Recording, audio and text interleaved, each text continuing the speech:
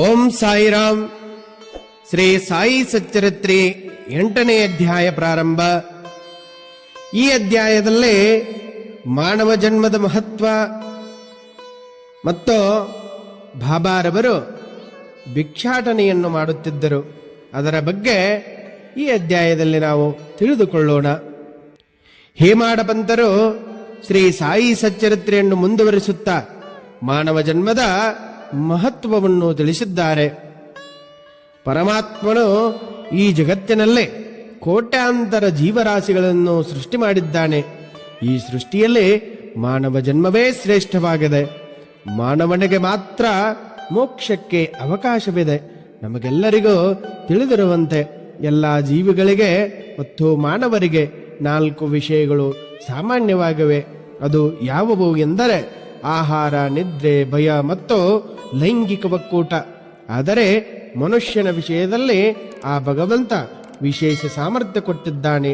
ಅದು ಏನೆಂದರೆ ಅದ್ಭುತ ಜ್ಞಾನ ಮತ್ತು ಬುದ್ಧಿಶಕ್ತಿ.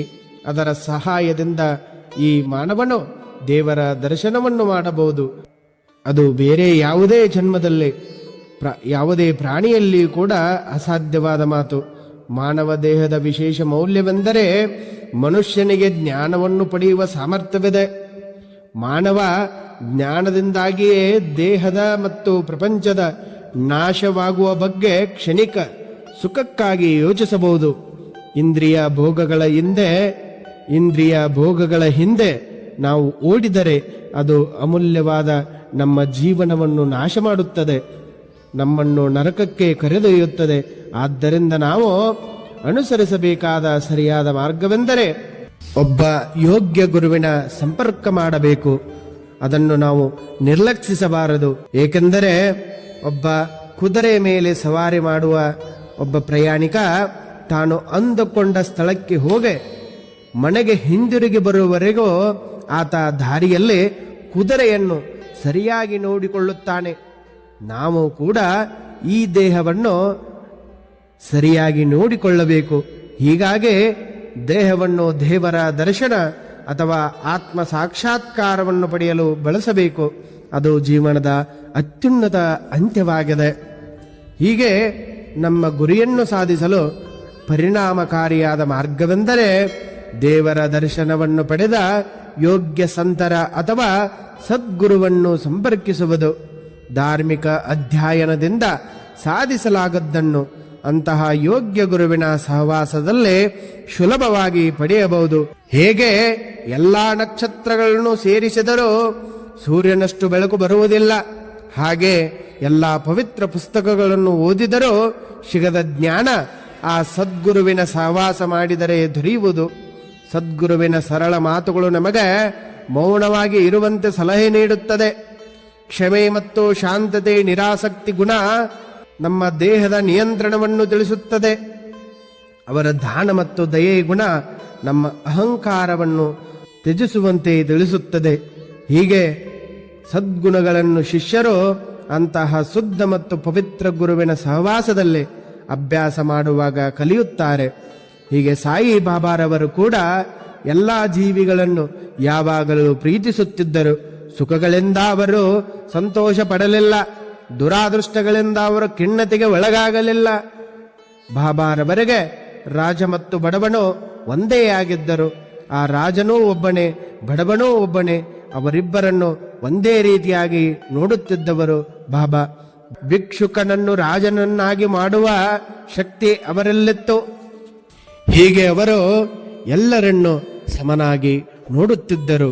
ಹೀಗೆ ಬಾಬಾರವರು ಶಿರಡಿಯಲ್ಲೇ ಮನೆ ಮನೆಗೆ ಹೋಗಿ ಆಹಾರವನ್ನು ಬೇಡಿಕೊಂಡು ತಂದು ಅದನ್ನು ತಮ್ಮ ಮಸೀದಿಗೆ ಬಂದ ಭಕ್ತರಿಗೆ ಪ್ರಸಾದ ಮಾಡಿಸುತ್ತಿದ್ದರು. ಶಿರಡಿಯ ಜನರೇ ಧನ್ಯರು. ಯಾರ ಮನೆಗಳ ಮುಂದೆ ಬಾಬಾ ಭಿಕ್ಷುಕನಂತೆ ನಿಂತು ಓ ಮಗುವೇ ನನಗೆ ಒಂದು ರೊಟ್ಟಿ ಕೊಡು ಎಂದು ಕರೆಯುತ್ತಿದ್ದರು. ಅದನ್ನು ಸ್ವೀಕರಿಸಲು ತಮ್ಮ ಕೈ ಚಾಚುತ್ತಿದ್ದರು. ಅವರು ಒಂದು ಕೈಯಲ್ಲೇ ತಾಮ್ರಲ್ ಪಾತ್ರೆ, ಇನ್ನೊಂದು ಕೈಯಲ್ಲಿ ಜೋಳಿಗೆ ಹಿಡಿದುಕೊಂಡಿರುತ್ತಿದ್ದರು. ಅವರು ಪ್ರತಿದಿನ ಕೆಲವು ಮನೆಗಳಿಗೆ ಭೇಟಿ ನೀಡುತ್ತಿದ್ದರು. ಆ ಮನೆ ಬಾಗಿಲಿಗೆ ಹೋಗಿ ತರಕಾರಿಗಳು ಮತ್ತು ಹಾಲು, ಮಜ್ಜಿಗೆಯಂತಹ ವಸ್ತುಗಳನ್ನು ಪಾತ್ರೆಯಲ್ಲಿ ಸ್ವೀಕರಿಸಲಾಗುತ್ತಿತ್ತು. ಬೇಯಿಸಿದ ಅನ್ನ ಮತ್ತು ರೊಟ್ಟಿಯನ್ನು ಜೋಳಿಗೆಯೊಳಗೆ ತೆಗೆದುಕೊಳ್ಳಲಾಗುತ್ತಿತ್ತು. ಹೀಗೆ ಶ್ರೀ ಬಾಬಾ ಅವರ ನಾಲಿಗೆಗೆ ಯಾವುದೇ ರುಚಿ ತಿಳಿದಿರಲಿಲ್ಲ, ಏಕೆಂದರೆ ಅವರು ಅದರ ಮೇಲೆ ನಿಯಂತ್ರಣವನ್ನು ಸಾಧಿಸಿದ್ದರು. ಹಾಗಾದರೆ ಅವರು ಸಂಗ್ರಹಿಸಿದ ವಿವಿಧ ಆಹಾರಗಳ ರುಚಿಯನ್ನು ಹೇಗೆ ಕಂಡುಹಿಡಿಯಬಹುದು ಎಂದು ನಾವು ಯೋಚಿಸಿದರೆ, ಅವರು ತಮ್ಮ ಜೋಳಿಗೆ ಮತ್ತು ಡಬ್ಬಿಯಲ್ಲಿ ಪಡೆದ ಎಲ್ಲ ಆಹಾರವನ್ನು ಒಟ್ಟಿಗೆ ಸೇರಿಸಿ ಬಾಬಾ ತಮ್ಮ ಹೃದಯಕ್ಕೆ ತೃಪ್ತಿಯಾಗುವಷ್ಟು ಸೇವಿಸುತ್ತಿದ್ದರು. ಆ ವಸ್ತುಗಳು ರುಚಿಯಾಗಿದವೋ ಅಥವಾ ಬೇರೆ ಯಾವ ರೀತಿಯಲ್ಲಿವೆಯೋ ಎಂಬುದನ್ನು ಬಾಬಾ ಎಂದಿಗೂ ಗಮನಿಸಲಿಲ್ಲ, ಏಕೆಂದರೆ ಅವರ ನಾಲಿಗೆ ರುಚಿಯ ಪ್ರಜ್ಞೆಯನ್ನು ಸಂಪೂರ್ಣವಾಗಿ ಕಳೆದುಕೊಂಡಿತ್ತು. ಬಾಬಾ ಮಧ್ಯಾಹ್ನದವರೆಗೆ ಬೇಡಿಕೊಂಡು ಬರುತ್ತಿದ್ದರು, ಆದರೆ ಅವರ ಭಿಕ್ಷೆ ತುಂಬಾ ಅನಿಯಮಿತವಾಗಿತ್ತು. ಕೆಲವು ದಿನಗಳಲ್ಲಿ ಅವರು ಕೆಲವು ಸುತ್ತುಗಳನ್ನು ಮಾತ್ರ ಸುತ್ತುತ್ತಿದ್ದರು, ಇನ್ನು ಕೆಲವು ದಿನಗಳಲ್ಲಿ ಮಧ್ಯಾಹ್ನ 12ರವರೆಗೆ ಭಿಕ್ಷಾಟನೆ ಮಾಡುತ್ತಿದ್ದರು. ಹೀಗೆ ಸಂಗ್ರಹಿಸಿದ ಆಹಾರವನ್ನು ತಮ್ಮ ಮಸೀದಿಗೆ ಹಸಿದು ಬಂದ ಭಕ್ತರಿಗೆ ಪ್ರಸಾದ ಮಾಡಿಸುತ್ತಿದ್ದರು. ಪ್ರಸಾದ ಮಾಡಿದ ನಂತರ ಉಳಿದ ಆಹಾರವನ್ನು ಒಂದು ಮಣ್ಣಿನ ಪಾತ್ರೆಯಲ್ಲಿ ಇಡಲಾಗುತ್ತಿತ್ತು. ಅದನ್ನು ಪ್ರಾಣಿ ಪಕ್ಷಿಗಳು ತಿನ್ನುತ್ತಿದ್ದವು. ಬಾಬಾ ಅವುಗಳನ್ನು ಎಂದಿಗೂ ಓಡಿಸಲಿಲ್ಲ. ಹೀಗೆ ಮಸೀದಿಯ ನೆಲವನ್ನು ಗುಡಿಸುತ್ತಿದ್ದ ಮಹಿಳೆ ಸುಮಾರು 10ರಿಂದ 12 ರೊಟ್ಟಿಗಳನ್ನು ತನ್ನ ಮನೆಗೆ ತೆಗೆದುಕೊಂಡು ಹೋಗುತ್ತಿದ್ದಳು. ಅವಳನ್ನು ಯಾರೂ ಕೂಡ ಹಾಗೆ ಮಾಡದಂತೆ ತಡೆಯಲಿಲ್ಲ, ಏಕೆಂದರೆ ಬಾಬಾ ಕನಸಿನಲ್ಲಿಯೂ ಸಹ ಬೆಕ್ಕು ನಾಯಿಗಳನ್ನು ಓಡಿಸದವ. ಹೀಗಿದ್ದಾಗ ಬಡ ಅಸಹಾಯಕ ಜನರಿಗೆ ಆಹಾರವನ್ನು ನೀಡಲು ಹೇಗೆ ನಿರಾಕರಿಸಬಲ್ಲರು? ಹೇಗೆ ಸಾಧ್ಯ? ಅಂತಹ ಉದಾತ್ತ ವ್ಯಕ್ತಿಯ ಜೀವನ ನಿಜಕ್ಕೂ ಧನ್ಯ. ಶಿರಡಿಯಲ್ಲಿನ ಜನರು ಆರಂಭದಲ್ಲಿ ಬಾಬಾರವರನ್ನು ಹುಚ್ಚು ಫಕೀರ ಎಂದು ಭಾವಿಸಿದ್ದರು. ಶಿರಡಿಯಲ್ಲಿಯ ಜನರು ಬಾಬಾರನ್ನು ಫಕೀರ ಎಂಬ ಹೆಸರಿನಿಂದ ಕರೆಯುತ್ತಿದ್ದರು. ಕೇವಲ ಭಿಕ್ಷೆ ಬೇಡುವ ಮೂಲಕ ಬದುಕುತ್ತಿದ್ದಾನೆ, ಇವನನ್ನು ಹೇಗೆ ಪೂಜಿಸಬಹುದು, ಇವನನ್ನು ಹೇಗೆ ಗೌರವಿಸಬಹುದು ಎಂದು ಅಲ್ಲಿಯ ಜನರು ಭಾವಿಸಿದ್ದರು. ಆದರೆ ಈ ಫಕೀರನ ಹೃದಯ ವಿಶಾಲವಾಗಿತ್ತು. ಆತನ ಕೈಯಲ್ಲಿ ಬಹಳ ಉದಾರವಾದಿ, ನಿರಾಸಕ್ತಿ ಗುಣ ಮತ್ತು ದಾನಶೀಲ. ಅವನ ಮಾರ್ಗವು ಅಸ್ಪಷ್ಟವಾಗಿತ್ತು. ಆದರೂ ಆ ಸಣ್ಣ ಹಳ್ಳಿಯಲ್ಲಿಯೂ ಫಕೀರನನ್ನು ಮಹಾನ್ ಆತ್ಮ ಎಂದು ಗುರುತಿಸಿದ ಕೇವಲ ದಯಾಳು ಜನರಿದ್ದರು. ಅಂತಹ ಒಂದು ಉದಾಹರಣೆಯನ್ನು ಈಗ ನಾವು ನೋಡೋಣ. ಬಯಾಜಾಬಾಯಿಯವರ ಅದ್ಭುತ ಸೇವೆ. ತಾತ್ಯ ಕೋಟೆಯವರ ತಾಯಿ ಬಯಾಜಾಬಾಯಿ ಪ್ರತಿ ಮಧ್ಯಾಹ್ನ ತಲೆಯ ಮೇಲೆ ರೊಟ್ಟಿ ಮತ್ತು ತರಕಾರಿಗಳನ್ನು ತುಂಬಿದ ಬುಟ್ಟಿಯೊಂದಿಗೆ ಆ ತಾಯಿ ಕಾಡಿಗೆ ಹೋಗುತ್ತಿದ್ದಳು. ಸುಮಾರು 3ರಿಂದ 4 ಮೈಲಿಗಳಷ್ಟು ದೂರ ನಡೆದುಕೊಂಡು ಬಾಬಾರನ್ನು ಹುಡುಕುತ್ತಾ ಬಾಬಾರಿಗೋಸ್ಕರ ಅವಳು ಆ ಬಾಬಾರವರ ಆಹಾರದ ಊಟಕ್ಕಾಗಿ ಆ ತಾಯಿ ಕಾಡಿನೊಳಗೆ ಹೋಗುತ್ತಿದ್ದಳು. ಆಗ ಹುಡುಕುತ್ತಿರುವಾಗ ಬಾಬಾ ಅವರನ್ನು ಭೇಟಿಯಾದಳು.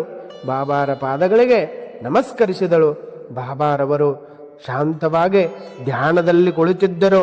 ಅವಳು ಬಾಬಾರ ಮುಂದೆ ಒಂದು ಎಲೆಯನ್ನು ಇಟ್ಟು ಅದರ ಮೇಲೆ ತಿನ್ನಬಹುದಾದ ವಸ್ತುಗಳನ್ನು, ರೊಟ್ಟಿ ಮತ್ತು ತರಕಾರಿಗಳನ್ನು ಅವರಿಗೆ ತಿನ್ನಿಸಿದಳು.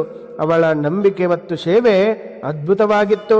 ಪ್ರತಿದಿನ ಮಧ್ಯಾಹ್ನ ಅವಳು ಕಾಡಿನಲ್ಲಿ ಸುತ್ತಾಡುತ್ತಾ ಬಾಬಾರ ಊಟಕ್ಕೆ ವ್ಯವಸ್ಥೆ ಮಾಡುತ್ತಾ ಬಾಬಾರನ್ನು ಒತ್ತಾಯಿಸಿ ಊಟ ಮಾಡಿಸುತ್ತಿದ್ದಳು. ಅವಳ ಸೇವೆ ಉಪಾಸನೆ, ತಪಸ್ಸು, ನಾವು ಅದನ್ನು ಯಾವುದೇ ಹೆಸರಿನಿಂದ ಕರೆಯುತ್ತಿದ್ದರು. ಬಾಬಾ ತನ್ನ ಮಹಾ ಸಮಾಧಿಯಾಗುವವರೆಗೂ ಎಂದಿಗೂ ಮರೆಯಲಿಲ್ಲ. ಅವಳು ಮಾಡಿದ ಸೇವೆಯನ್ನು ಸಂಪೂರ್ಣವಾಗಿ ನೆನಪಿಸಿಕೊಂಡು ಬಾಬಾ ಅವಳ ಮಗನಿಗೆ ಅದ್ಭುತವಾದ ಪ್ರಯೋಜನವನ್ನು ನೀಡಿದರು. ಮಗ ಮತ್ತು ತಾಯಿ ಇಬ್ಬರು ತಮ್ಮ ದೇವರಾದ ಬಾಬಾರಲ್ಲಿ ಅಪಾರ ನಂಬಿಕೆಯನ್ನು ಹೊಂದಿದ್ದರು. ಕೆಲವು ವರ್ಷಗಳ ನಂತರ ಬಾಬಾ ಕಾಡಿಗೆ ಹೋಗುವುದನ್ನು ಬಿಟ್ಟು ಹಳ್ಳಿಯಲ್ಲೇ ವಾಸಿಸಲು ಮತ್ತು ಮಸೀದಿಯಲ್ಲೇ ತಮ್ಮ ಆಹಾರವನ್ನು ಸೇವಿಸಲು ಪ್ರಾರಂಭಿಸಿದರು. ಅಂದಿನಿಂದ ಬಯಾಜಾಬಾಯಿಯು ಕಾಡಿನಲ್ಲಿ ಅಲೆದಾಡುವ ತೊಂದರೆಗಳು ಕೊನೆಗೊಂಡವು. ಶ್ರೀ ಸಾಯಿ ಬಾಬಾರವರ ಸಹವಾಸದ ಪ್ರಯೋಜನವನ್ನು ಪಡೆಯುವ ಭಕ್ತರು ನಿಜಕ್ಕೂ ಅದೃಷ್ಟವಂತರು. ಅಂತಹ ಇಬ್ಬರು ಅದೃಷ್ಟಶಾಲಿಗಳಾದ ತಾತ್ಯ ಕೋಟೆ ಪಾಟೀಲ್ ಮತ್ತು ಭಗತ್ ಮಹಲ್ಸಾಪತಿಯು ಸಾಯಿ ಬಾಬಾರವರ ಸಹವಾಸ ಪಡೆದುಕೊಂಡರು. ಬಾಬಾ ಕೂಡ ಅವರಿಬ್ಬರನ್ನು ಸಮಾನವಾಗಿ ನೋಡುತ್ತಿದ್ದರು. ಈ ಮೂವರು ಮಸೀದಿಯಲ್ಲಿ ಮಲಗುತ್ತಿದ್ದರು. ಅವರು ಮಧ್ಯರಾತ್ರಿಯವರೆಗೆ ಅನೇಕ ವಿಷಯಗಳ ಬಗ್ಗೆ ಹರಟೆ ಹೊಡೆಯುತ್ತಾ ಮಲಗುತ್ತಿದ್ದರು. ಈ ರೀತಿಯಾಗಿ ಪೂರ್ಣ 4 ವರ್ಷಗಳ ಕಾಲ ತಾತ್ಯ ತನ್ನ ಹೆತ್ತವರನ್ನು ಮನೆಯಲ್ಲಿಯೇ ಬಿಟ್ಟು ಬಾಬಾ ಮೇಲಿನ ಪ್ರೀತಿಯಿಂದಾಗಿ ಮಸೀದಿಯಲ್ಲಿ ಮಲಗುತ್ತಿದ್ದರು. ಆ ದಿನಗಳು ಎಷ್ಟು ಸಂತೋಷವಾಗಿದ್ದವು ಮತ್ತು ಎಂದಿಗೂ ಮರೆಯಲಾಗದ್ದು. ಆ ಪ್ರೀತಿಯನ್ನು ಹೇಗೆ ಅಳೆಯುವುದು, ಬಾಬಾರ ಕೃಪೆಯನ್ನು ಹೇಗೆ ಗೌರವಿಸುವುದು? ತಾತ್ಯ ಪಾಟೀಲ್ ತನ್ನ ತಂದೆಯ ಮರಣದ ನಂತರ ತಾತ್ಯ ಮನೆಯ ಜವಾಬ್ದಾರಿಯನ್ನು ವಹಿಸಿಕೊಂಡು ಮನೆಯಲ್ಲೇ ಮಲಗಲು ಪ್ರಾರಂಭಿಸಿದರು. ಬಾಬಾ ಅವರು ಶಿರಡಿಯ ಬಳಿಯಲ್ಲಿದ್ದ ನಿಮಗಾಂವ್ ಹಾಗೂ ರಾಹತಾಗೆ ಮಾತ್ರ ಹೋಗಿ ಬರುತ್ತಿದ್ದರು. ಆದರೂ ತ್ರಿಕಾಲಜ್ಞಾನಿಗಳಾದ ಸದ್ಗುರುಗಳಿಗೆ ಜಗತ್ತಿನ ಆಗು ಹೋಗುಗಳ ಬಗ್ಗೆ ಪರಿಚಯವಿತ್ತು. ಆತ್ಮೀಯ ಸ್ನೇಹಿತರೊಂದಿಗೆ ಟಾಂಗಾದಲ್ಲಿ ಬಾಬಾ ರಹತಾಗೆ ಹೋಗುತ್ತಿದ್ದರು. ಆ ಹಳ್ಳಿಯ ಜನರು ಬಾಬಾರನ್ನು ಅತಿ ವಿಜೃಂಭಣೆಯಿಂದ ಗ್ರಾಮದ ದ್ವಾರದಲ್ಲಿ ಬರಮಾಡಿಕೊಂಡು ನಂತರ ಬಾಬಾ ಅವರನ್ನು ಬಹಳ ವೈಭವದಿಂದ ಸಮಾರಂಭದೊಂದಿಗೆ ಹಳ್ಳಿಗೆ ಕರೆದೊಯ್ಯಲಾಯಿತು. ಅಲ್ಲೇ ಕುಶಾಲ್ ಚಂದ್ ಎಂಬ ಬಾಬಾರ ಭಕ್ತರಿದ್ದ. ಆತ ಬಾಬಾ ಅವರನ್ನು ತಮ್ಮ ಮನೆಗೆ ಕರೆದೊಯ್ದು ಆರಾಮದಾಯಕವಾದ ಆಸನದಲ್ಲಿ ಕೂರಿಸಿ ಉತ್ತಮ ಪೂಜಾ ಪ್ರಸಾದವನ್ನು ಮಾಡಿಸಿದರು. ಬಾಬಾ ಕುಶಾಲ್ ಚಂದ್ ಅವರ ಆತಿಥ್ಯ ನೋಡಿ ಸಂತೋಷದಿಂದ ಮಾತನಾಡಿ ನಂತರ ಬಾಬಾ ಶಿರಡಿಗೆ ಹಿಂತಿರುಗಿದರು. ಇಲ್ಲಿಗೆ 8ನೇ ಅಧ್ಯಾಯ ಮುಕ್ತಾಯವಾಗುವುದು. ಮುಂದಿನ ಅಧ್ಯಾಯದಲ್ಲಿ ಇನ್ನಿತರ ವಿಷಯಗಳ ಬಗ್ಗೆ ಚರ್ಚೆ ಮಾಡೋಣ. ಸರ್ವರಿಗೂ ಶುಭವಾಗಲಿ. ಓಂ ಸಾಯಿರಾಮ್, ಓಂ ಸಾಯಿರಾಮ್, ಓಂ ಸಾಯಿರಾಮ್.